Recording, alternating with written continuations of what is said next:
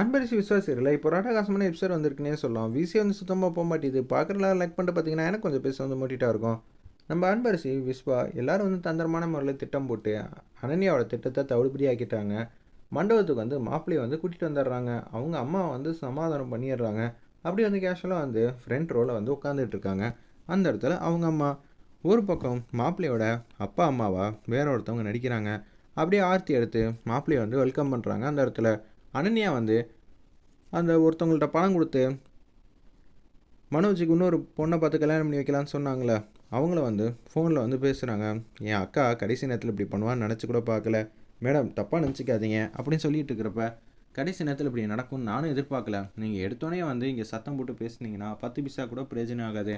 நான் சொல்கிறப்ப கரெக்டாக வாங்க, கரெக்டாக வந்து நான் சொல்கிறப்ப மட்டும் பர்ஃபார்ம் பண்ணிங்கன்னா உங்களுக்கே கரெக்டாக இருக்கும். இப்போ நம்ம காரியத்தை வந்து அவசரப்படக்கூடாது.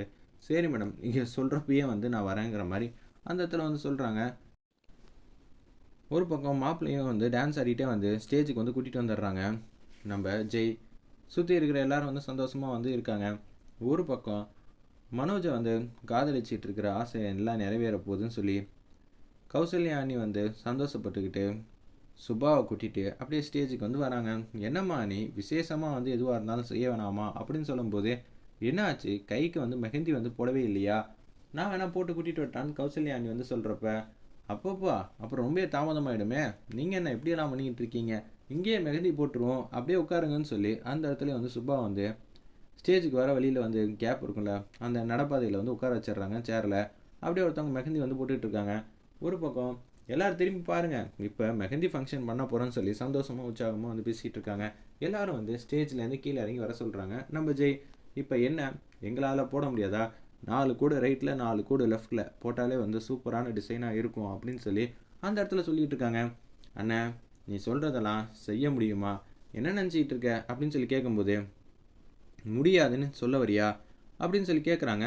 நம்ம சுபா உடனே வந்து, உன்னால் முடியும்னா நீ செஞ்சு காட்டு பார்ப்போம். சரி இப்போ எல்லோரும் வந்து சவால் வந்து வச்சுக்கிறீங்களா அப்படின்னு சொல்லி சுபா வந்து கேட்குறாங்க.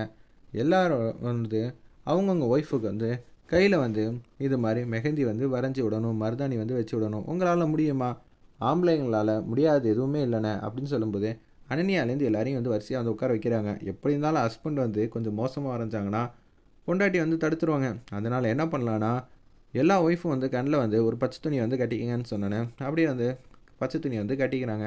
கட்டி முடித்தோன்னே கேஷுவலாக வந்து யோசிச்சிட்டே இருக்காங்க. அந்த இடத்துல நம்ம அனன்யா இவங்கிட்ட போய் கையை கொடுக்குறோமோ, என்ன பாடு பண்ண போகிறானோ தெரிலங்கிற மாதிரி யோசிக்கும் போதே, சரி நம்மளை யார் கேட்பா, நம்ம சூப்பராக இனோவேட்டிவாக வரைவோன்னு சொல்லி அந்த இடத்துல கையை வந்து மெஷர் பண்ணுறாங்க. லைன்லாம் எப்படி வரையணும், அப்படி வரையணுமா, எப்படி வரையணுமான்னு சொல்லி காமெடி பண்ண போகிறாங்க அந்த இடத்துல நம்ம ஜெய். அதே மாதிரி தான் சார் நல்லா வரைஞ்சிருவீங்களான்னு சொல்லி விஸ்வா கிட்ட வந்து கேட்குறாங்க. கண்ணை கட்டுறதுக்கு முன்னாடி நம்ம அனன்யா, அதெல்லாம் வரைஞ்சிருவேன் தான் நினைக்கிறேன் பார்ப்போம்னு சொல்லிட்டு அந்த இடத்துல வந்து க்யூட்டாக அழகாக வந்து சூப்பராக வந்து வரைகிறாங்க நம்ம விஸ்வா. அதை மட்டும் க்ளோஸ்அப்பில் வந்து காட்டுறாங்க. ஒரு பக்கம் என்ன வரைகிறோங்கிற விஷயத்த வந்து காட்டவே இல்லை. அனன்யாவோட கையை வந்து காட்டாமே வச்சுருக்காங்க அந்த இடத்துல. சரி டைம் அப்புன்னு சரி நடுவில் ஏதாவது 2 வட்டத்தை போட்டு விடுவோன்னு சொல்லி அந்த இடத்துல 2 வட்டத்தை வந்து போட்டு விட்றாங்க. கரெக்டாக வந்து அனன்யா வந்து கண்ணத்தை வந்து பார்க்குறாங்க. என்னடா பண்ணி வச்சுருக்க கையை அப்படின்னு சொல்லி எல்லாட்டையும் காட்டும்போது, என்னென்ன சும்மா வாய்ச்ச விடாதானா நீ, இல்லைம்மா வேறு ஏதாவது நான் சூப்பராக செஞ்சுருப்பேன், ஆனால் இது சரியாக வரலை, இன்னொன்று குறிப்பிட்ட டைம் வந்து கம்மியாக வேறு கொடுத்துருந்தேன், டிசைன் வந்து யோசிக்கிறதுக்குள்ளேயே இது மாதிரி ஆகிடுச்சேங்கிற மாதிரி அவங்க அவனே வந்து ரியாக்ஷன் வந்து கொடுத்துட்ருக்காங்க. விஸ்வா நீ தானே அண்ணன் சூப்பராக வந்து வரைஞ்சிருக்க, மருதாணி போடுற மாதிரி எல்லோரும் வந்து சூப்பராக வந்து வரைஞ்சிருக்காங்களே அப்படின்னு சொல்லி பாராட்டிகிட்டு இருக்காங்க.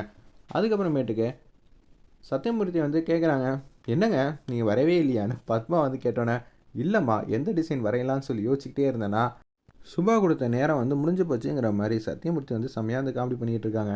சரி அடுத்தடுத்தது போட்டியெல்லாம் வைக்கணும்ல, போட்டியெல்லாம் வச்சா தானே இன்ட்ரெஸ்டிங்காக சுவாரஸ்யமாக இருக்கும் அப்படின்னு சொல்லும்போதே, என்ன போட்டி வைக்க போகிறீங்க அடுத்ததுங்கிற மாதிரி கேட்குறாங்க. அந்த இடத்துல நம்ம சுபா கிட்ட வந்து விஸ்வா, கௌசல்யா அண்ணி அதே மாதிரி எல்லோரும் கேட்டுட்ருக்கிறப்ப, பாட்டு பாடணும், என்னது பாட்டு பாடுற போட்டியா, முதல்ல எடுத்தோன்னா அண்ணியே வந்து பாடட்டும் அப்படின்னு சொல்லும்போது விஸ்வாவை பார்த்து க்யூட்டாக அழகாக வந்து ஒரு சாங் வந்து பாடுறாங்க. வேறு லெவலில் இருந்துச்சுன்னே சொல்லலாம். விஸ்வாவுக்கு ஆப்போசிட்டில் நின்றுக்கிட்டு டான்ஸ் வந்து ஆடிக்கிட்டு இருக்காங்க.